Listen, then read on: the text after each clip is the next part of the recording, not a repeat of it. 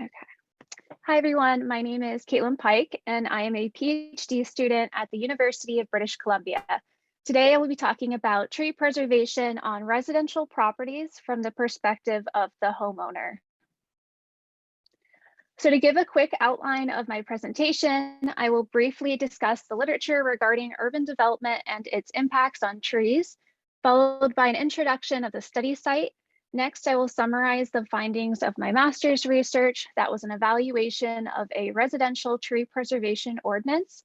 This will be followed by the main topic of today's presentation, which is a follow-up survey of homeowner knowledge, practices, and perceptions of the trees and natural areas on residential properties. And then finally, I will discuss the implications of this research. First, a little background to get us oriented. In the United States, urban forests represent 35% of all urban land cover. They deliver benefits to 2/3 of the population. They provide significant ecosystem services, and they produce over $18 billion in net annual benefits. However, rising urban population and development threatens the diversity and extent of urban trees, which not only lowers ecosystem service benefits, but can actually cause ecosystem disservices, such as damage to human health and property. Furthermore, development and urbanization is accelerating, which threatens existing and future canopy cover. Regarding urban development, a review of the literature found that when no tree preservation ordinance is in place, development can lead to tree loss and a decline in canopy cover. Survival decreases as proximity to development increases, particularly for more mature trees. Challenges often occur from root severance and soil compaction. And finally, species differ in their tolerance to construction disturbance. So the two studies I will be talking about today took place in the city of Highland Park, which is an affluent suburban city about 25 miles north of Chicago in the Midwestern United States. This is a city of 30,000 residents and nearly 50% canopy cover. Highland Park employs a city forester, an assistant city forester, and a forestry intern, with the combined task of managing 30,000 public trees, as well as oversight on tree removal and protection permits as they relate to private trees on private properties. And because of the city forester's background in academia, which includes a doctorate in forestry, he also created my temporary position at that time with some of the extra available funding. And then speaking of which, it's worth noting that Highland Park has an above average budget in terms of forestry departments.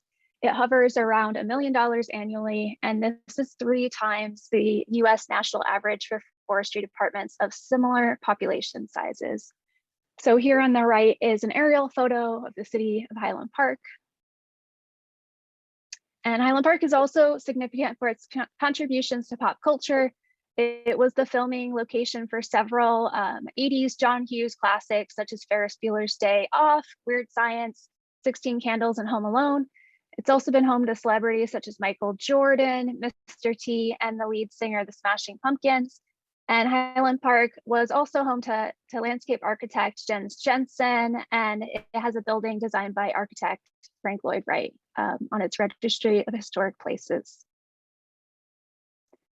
So over the years, Highland Park has passed several tree preservation ordinances that are considered models for tree protection on public and private properties. These ordinances classify all trees over 8 inches in diameter as protected key or heritage trees based on species and size.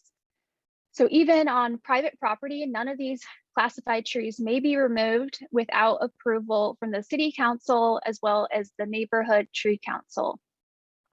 So trees with heritage status are the most protected trees, and receiving a permit for their removal is incredibly difficult. And anytime that a developer or a homeowner wants to construct or redevelop a building in Highland Park, they must receive a building permit.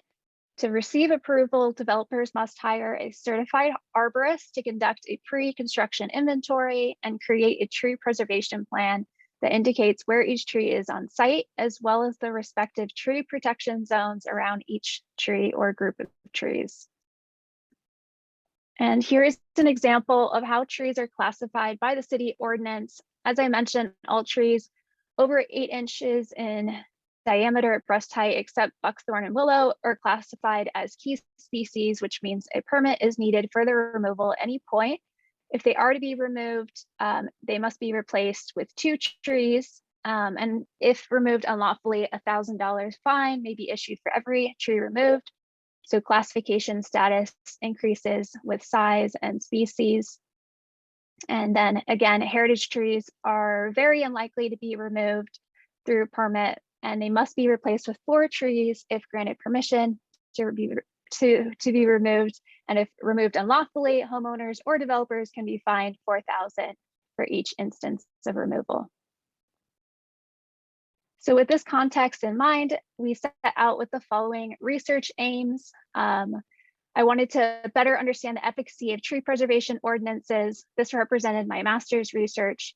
And then following my master's research, we wanted to better understand the knowledge, perceptions, and practices of homeowners on these properties. So now I will briefly tell you about my first study, which was an evaluation of Highland Park's tree preservation ordinance. Again, it was part of my master's thesis. I designed this research project so that we could assess the condition and mortality of trees on properties that experienced residential redevelopment. So that is infill construction, where pre-existing homes were demolished and brand new homes were built in their place. So for the sake of time, I will move pretty quickly through my methods, but I did want to highlight them.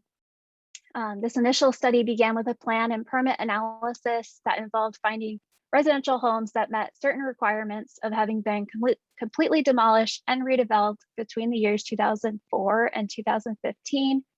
I used physical case files to find tree preservation plans that allowed me to determine which trees were meant to be preserved on properties, and which I will show you in the following slide. I was also able to use the permit numbers to notify homeowners that we would be surveying their trees and that they could opt out by contacting the forestry department. And then properties that had not experienced any recent construction were used as our control or our comparison properties. So here is an example of a construction site map with a tree preservation plan that I determined to be viable. As you can see here, this is where the proposed new house is to be built, and the X's on these trees mark trees to be removed that were approved for removal. And then if we zoom in, you can see an example of how each tree was measured for its DBH, and that there's a tree protection zone around each grouping of trees with X's and dashed lines. So having the trees intended to be removed and the trees intended to be preserved clearly marked on these maps allowed me to calculate an overall tree preservation rate for each property by tallying how many preserved trees were still remaining in the years after construction occurred.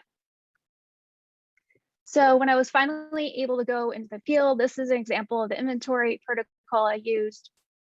I measured each tree within 100 feet of the house foundation and gave it a unique number. The tree preservation site plan that I just discussed was then used to record whether the tree was preserved or had been removed after construction took place.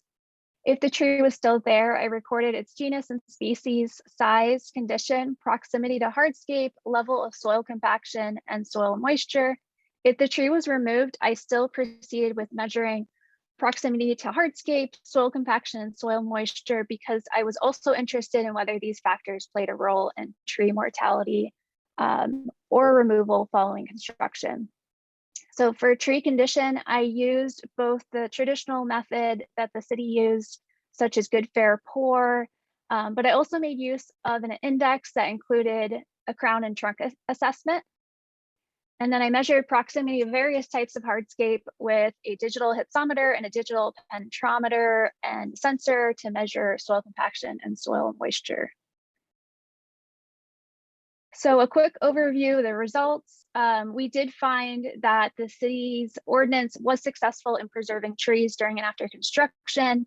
This was evident through an overall preservation rate of nearly 75%.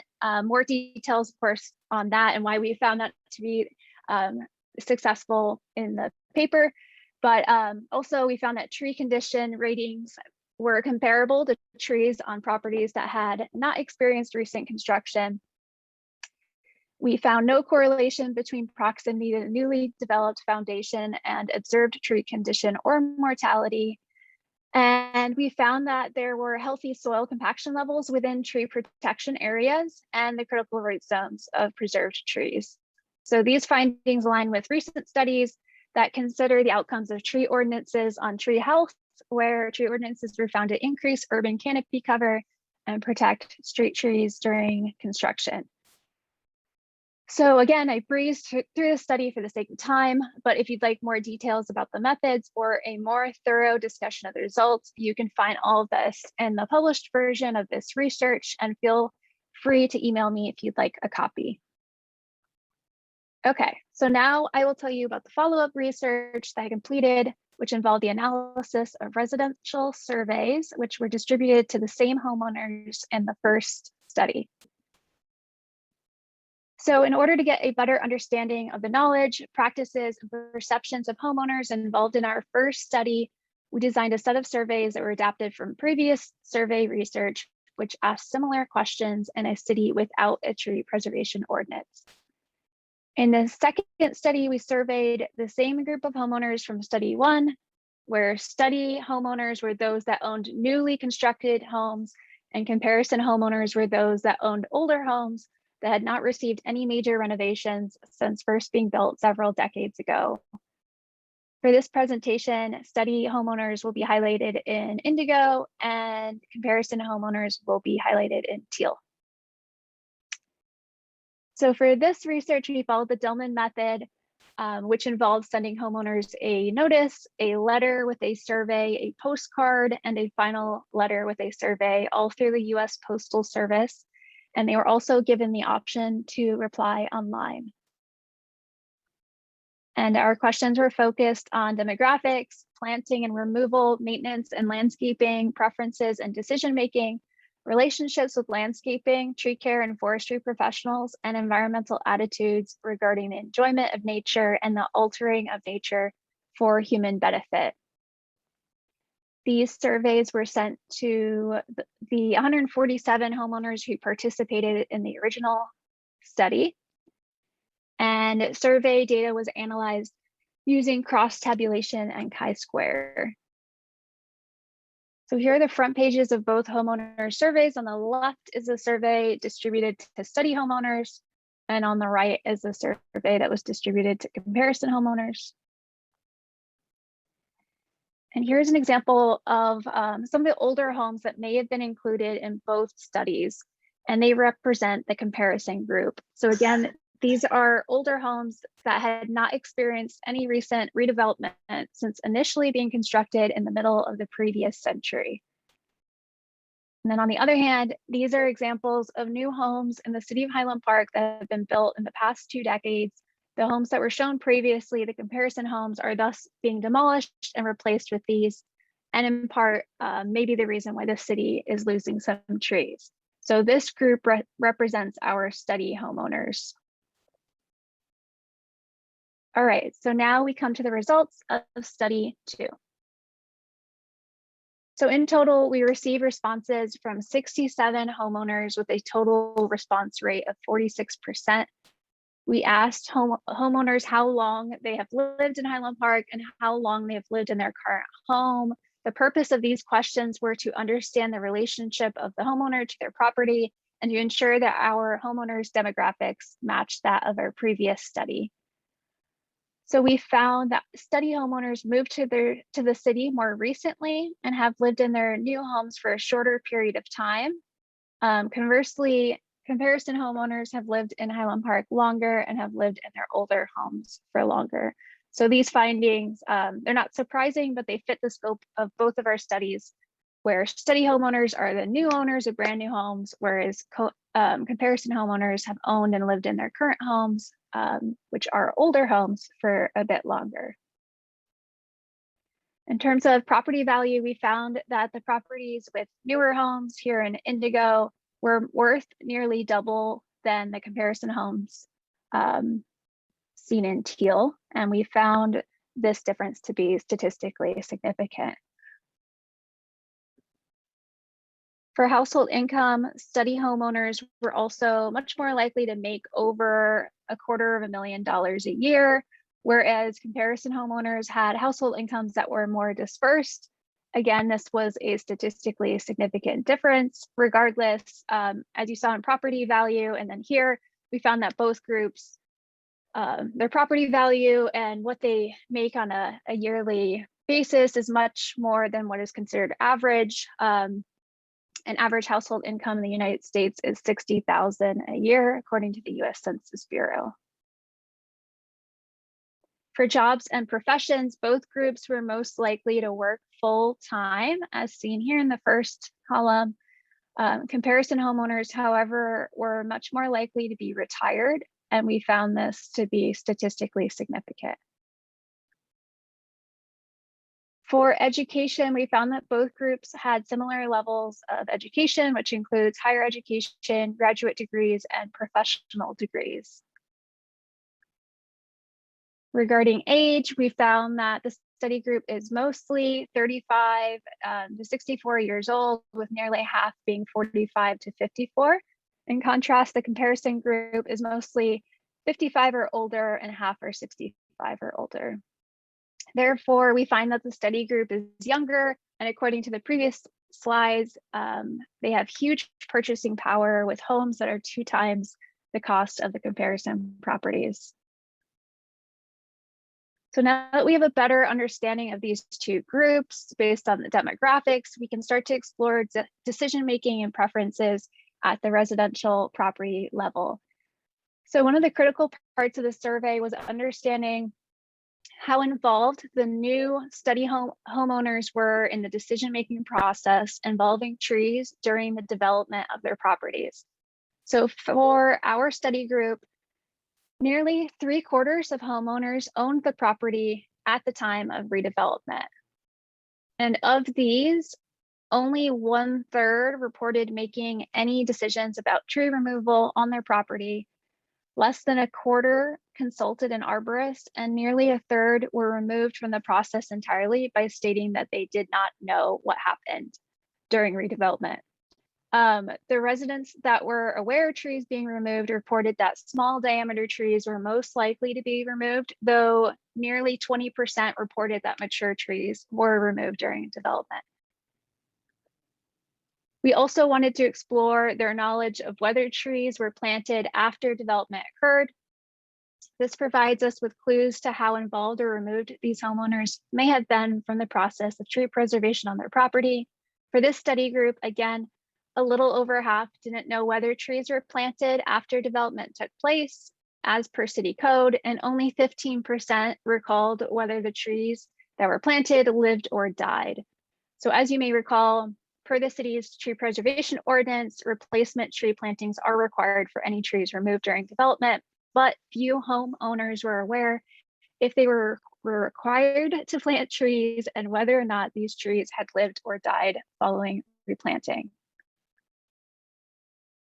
Next, we asked both groups of homeowners whether they planted trees after assuming residence. For the owners of new homes, these would be trees planted that were not a requirement of city code, but were instead voluntarily planted on their own accord. So we found that the homeowners who owned older homes were more likely to plant trees, and when they did, more than half planted 5 or more trees since assuming residence. This makes sense given that these residents have lived on these properties for a longer period of time. Next, we asked both groups of homeowners whether they had witnessed the death of mature trees after assuming residence. We found that comparison homeowners in older homes were more likely to report that mature trees had died since assuming residence. Again, this makes sense that homeowners who lived on these properties longer would have more time to witness tree mortality, particularly as it relates to pests and diseases such as emerald ash borer and Dutch elm disease. But that being said, we found that these differences were not statistically significant, meaning that both groups were statistically just as likely to plant trees and witness tree loss on their properties. When purchasing their current homes, both groups of homeowners agreed that resale value and proximity to schools were the most influential reasons for purchasing their homes. These represent more practical reasons for deciding to purchase a home in comparison to other possible options that were in the survey, such as the forest-like nature of the community or the prevalence of trees on the property. When asked what preferences they had for the landscaping on their property, both groups of homeowners agreed that they were more likely to prefer a partially landscaped lot, as demonstrated by this middle photo here. While there was no statistical significance in the difference between their answers, we do see here that study homeowners are more likely to prefer properties that are as landscaped as possible, whereas comparison homeowners, their second choice was to be partially natural. But again, this wasn't significant. When asked about their thoughts regarding the number and variety of trees, shrubs, pollinators, and wildlife on their properties, both groups overwhelmingly reported that their properties were adequate regarding most of these categories, though both groups described wanting more pollinators, more variety of trees, and less wildlife. When probed a bit more into these preferences, we found that comparison homeowners and older homes were statistically more likely to report that they believe native species were important, as well as species that attract pollinators. When asked about their attitudes towards the maintenance of their property, the majority of both study and comparison homeowners did not view the trees and shrubs on their property as a nuisance, with only 16% of homeowners reporting that they believed some of the trees and shrubs on their property were a nuisance. For both groups, the majority of respondents maintained their property by making decisions about landscaping. This is followed by the removal of invasive species, maintaining a vegetable garden, providing bird feeders or homes, and incorporating plants for pollinators. Regarding the maintenance of trees on their property, both groups were most likely to prune their trees. We also asked homeowners what activities they were most likely to participate in on their properties. For both groups, the majority listed grilling and outdoors as their most practiced activity, followed by gardening, though we found that comparison homeowners were statistically more likely to list gardening as an important activity. Next, we asked homeowners about their relationships with professionals and experts involved in the maintenance of their properties. While nearly all residents reported that they made landscaping decisions on their own, a majority of respondents from both groups reported hiring a landscape service, with about half hiring a tree care specialist to care for their trees. We did find that comparison homeowners were more likely to consult with a certified arborist, with nearly half having done so in the last year, that being 2019. On the other hand, the study homeowners in the brand new homes were less likely, particularly in the previous year, to consult with a certified arborist. Both groups, however, were as likely to speak with the city's forestry section, with nearly half having done so. And one of the last things we wanted to understand was the general knowledge that these homeowners have regarding the natural aspects of their properties. We found that the comparison group who owns older homes was statistically more likely to have correct knowledge about the soils on their property, and they were able to identify whether the vegetation on their property was non-native or invasive.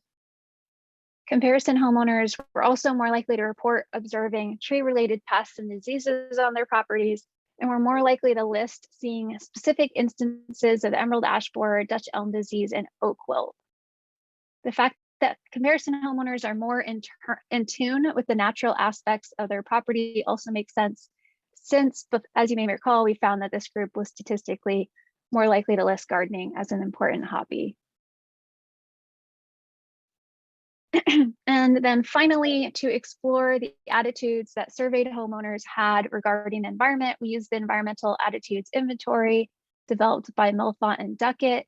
This inventory was created based on a synthesis of existing literature and proposes a method of measuring environmental attitudes that is based on broad evaluations of perceptions or beliefs regarding the natural environment. So the two scales that we used in our survey were designed to measure survey respondents' perceptions and attitudes towards natural areas. So the first refers to the enjoyment of nature, and it is defined as the belief that enjoying time in nature is pleasant and preferred to spending time in urban areas, versus the belief that enjoying time in nature is dull, boring, and not enjoyable. So we found that both groups believed enjoying time in nature is pleasant and preferred, and there was no statistical significance in the difference between the means found here. The second scale we use refers to altering of nature, or the belief that humans have the right to change or alter nature and remake the environment as they wish, et cetera, et cetera. So when we asked both groups questions regarding the altering of nature, we found that the new homeowners were more likely to agree with this sentiment, while comparison homeowners were more likely to believe that nature should be preserved and not altered by human activity. So these findings align with our previous results, where we found that both groups seem to appreciate and care for the trees and natural areas on their property, but because study homeowners are the owners of new homes that have more recently altered their property, it is unsurprising that they would lean towards the belief that altering nature and remaking the environment for human goals and objectives is justified. Okay, so let's go through a summary of the results by looking at what we found for study homeowners, comparison homeowners, and what was similar between both groups. For the owners of new homes, our study group, we found that these residents are newer to the city, have higher property values, and higher household incomes. During the redevelopment process, they were a bit removed from decision-making, and they allowed developers and other professionals to make major decisions regarding the trees on their properties. Many had little knowledge of whether trees lived or died after construction occurred, and lacked knowledge on the natural aspects of their property. These homeowners were also more likely to believe that humans have the right to alter nature. On the other hand, we have our comparison group, the owners of older homes. These residents are older, they have lived in the city longer, and they're more likely to be retirees.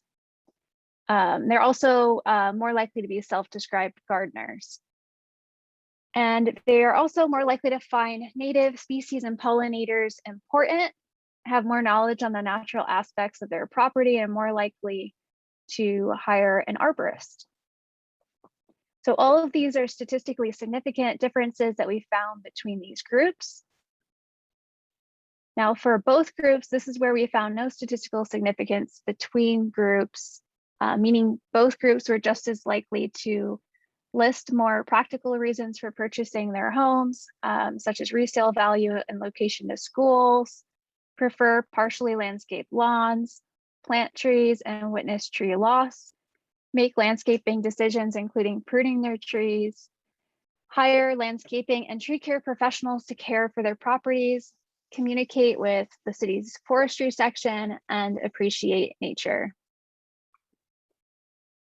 So what do the results tell us about the role of tree preservation and resiliency in our communities and urban forests? So we found that the homeowners in our study appreciated nature and the natural areas on their property, but similar to other studies, they lean towards valuing aesthetic benefits and may be swayed by cultural norms, such as the pressure to have manicured lawns and turf grass over more natural landscapes. Furthermore, the stated preferences that homeowners report may conflict with what they practice. For example, while both sets of homeowners desired more pollinators on their properties, only a few reported that they intentionally planted species that attracted pollinators. According to the residents of recently developed homes, many were removed from the decision-making process, and many rely on professionals and experts when making landscaping decisions. For this reason, it is important to establish ordinances that follow best management practices and science to guide communities in how to better protect and grow the urban forest. The fact that the majority of homeowners in this study rely on experts and have some sort of relationship with the city's forestry section speaks volumes and provides incredible opportunities for engagement.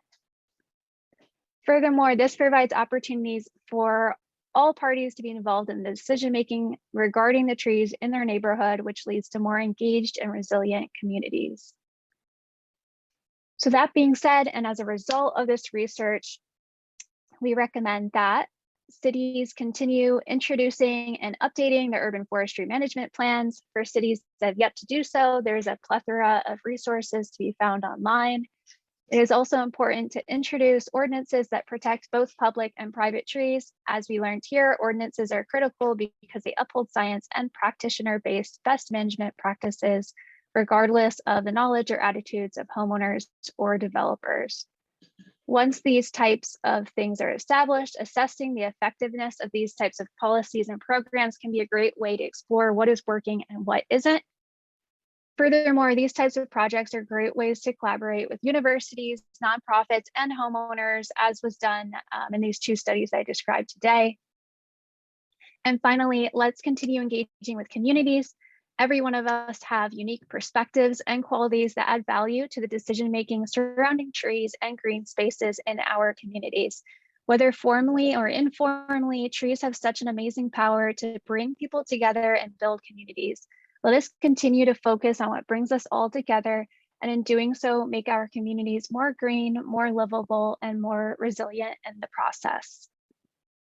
Thank you so much for listening to my presentation. Please feel free to ask me any questions you may have.